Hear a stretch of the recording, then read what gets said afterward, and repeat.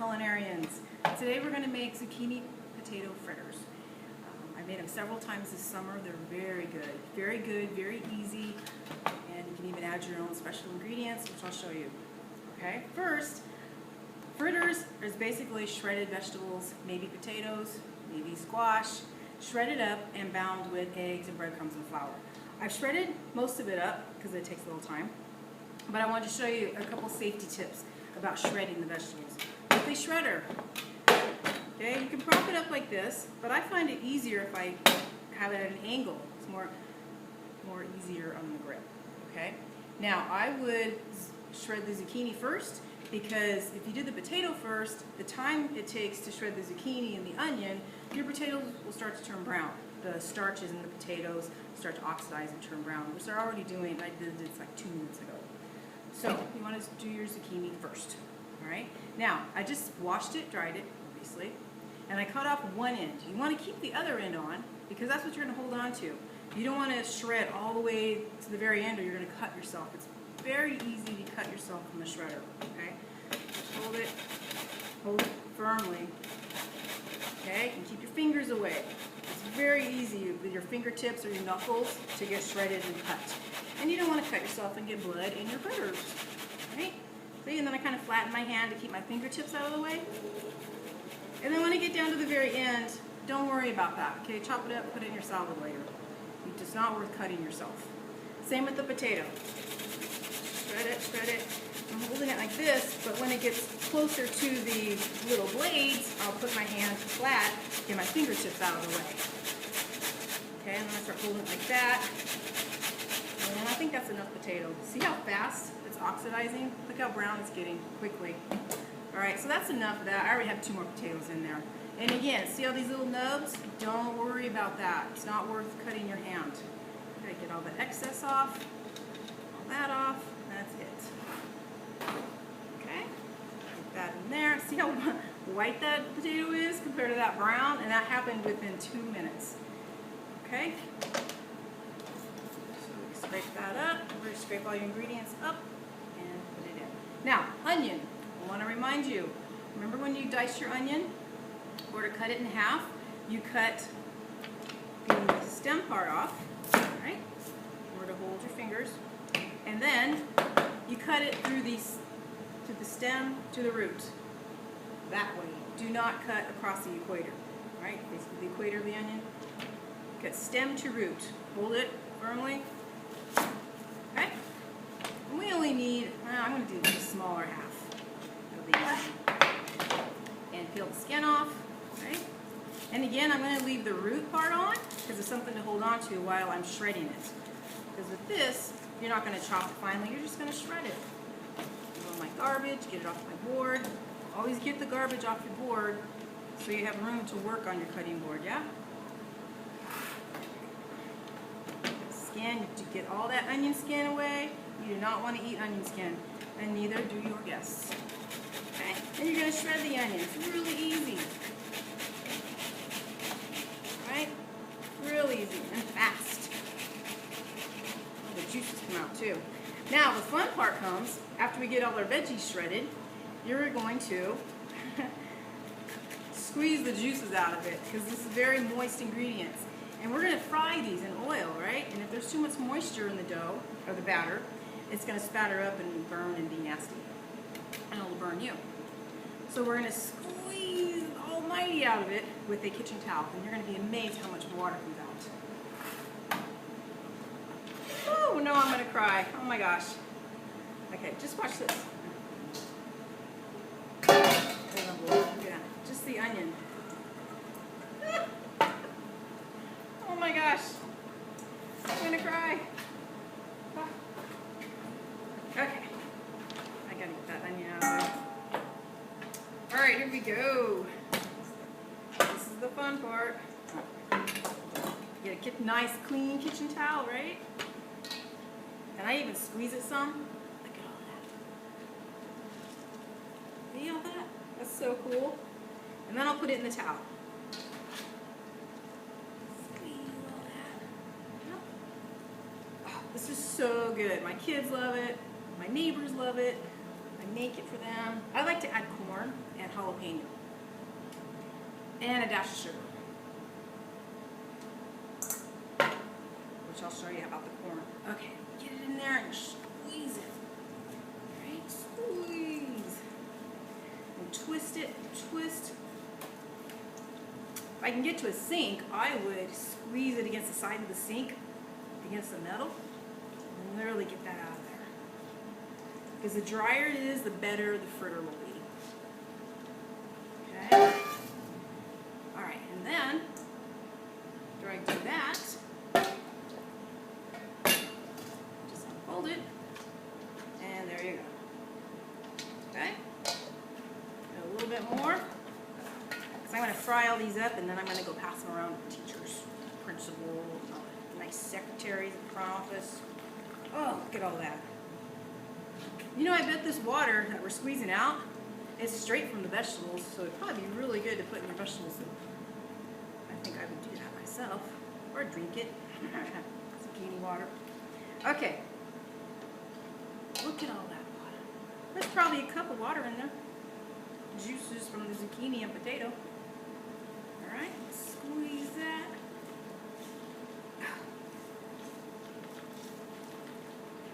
Do the same thing when we cut parsley for garnishing.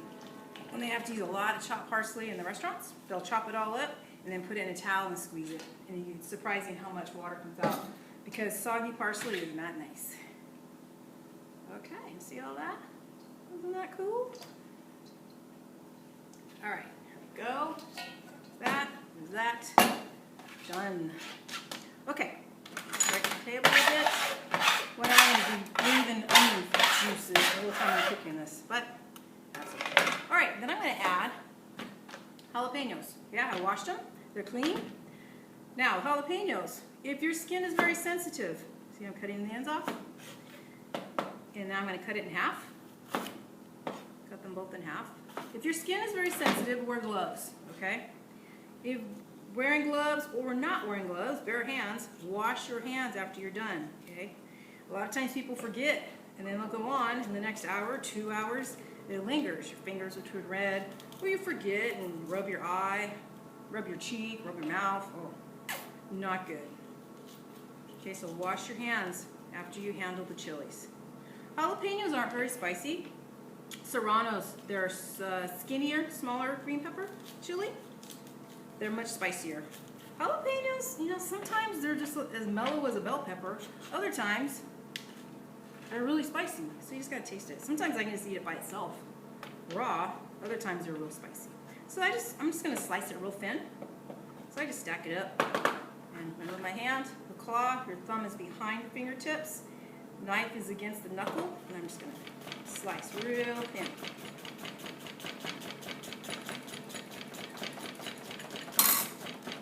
Alright. I'll go through a little bit more. My hand's just lightly following. Okay. I guess I chopped it. There we go. Bowl. And we'll do another half. Make it nice and spicy for the teachers. Okay. Turn it around, run it through a little bit more. Bring my bowl over here so you can see it. Okay, there's that. Very lightly. I won't cut myself. I'm not going into the blade, I'm going towards the blade. Get that all off. Okay, now I like to add fresh corn. Very good. Right off the kernel, cob. Now, to cut the kernels off, right? You can go straight up here, but I don't like, it annoys me that when I do that, these kernels are flying everywhere. So it's my little trick. I just do halfway, and then I'll turn it around, just very gently. Okay. Raw corn is wonderful. It's sweet by itself. A lot of times I'll put it in my green salads and just eat it raw. It's very good. Okay, and then I'll turn it over and get the other side. It's just my little thing. My little OCD trick, I guess. Right. Very good, very good. Okay, get that off there. It's gonna loosen up. Those are my favorite parts, the ones that stick together. put it in my salad. Okay, corn. There we go. It's a pretty healthy dish, actually. Okay, there's all that. Now we need, stir that all up. Okay, loosen it up. Okay.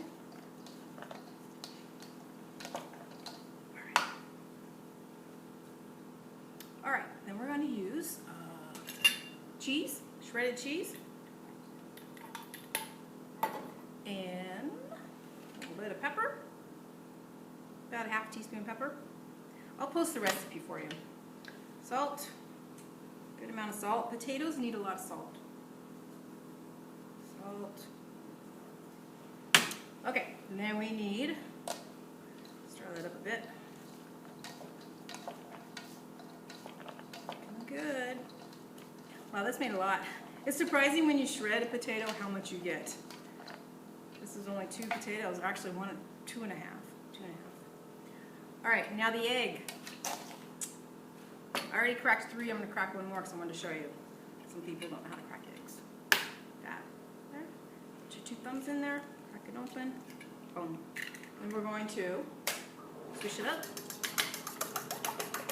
I'm beating it now because it'll be easier to fully incorporate into our bowl. If I just put whole eggs on there, it'd take a lot of effort to break up that little bit of egg in that big bowl of ingredients. So if you do it here beforehand, it'll incorporate very easily.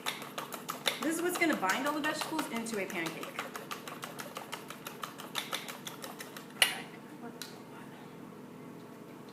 All right. Okay. There. And then we got our breadcrumbs. Oh, let's do this.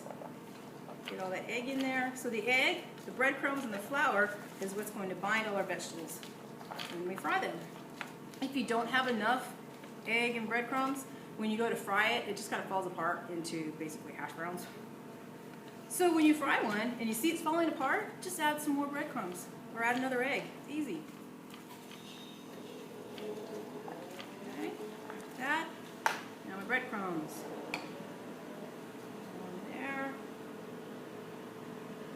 I use seasoned Italian breadcrumbs because they already have some herbs in it, but you can use plain also. And our flour, okay, and a teaspoon of baking soda. Baking soda. Now I want to show you this. This is very important. When measuring baking soda, first always keep your baking soda closed. It's a chemical. If you leave it open, it evaporates and it loses its leavening power. Okay, we're adding baking soda because that'll help leaven the fritter, so it's a little fluffy. It's just not a flat, it's not going to be like fried potatoes. It's going to be a little fluffy pancake inside.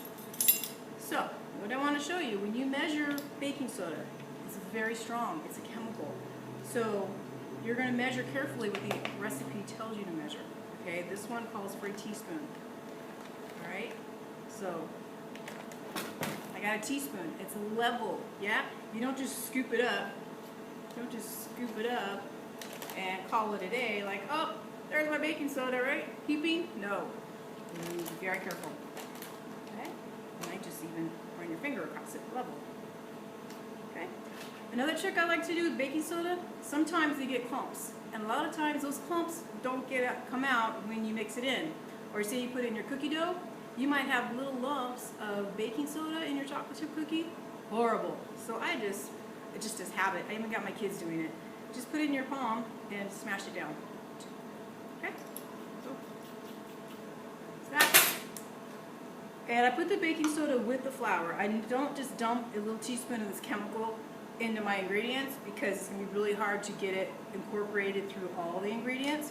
So I put it with the dry, so it's more apt to get fully incorporated.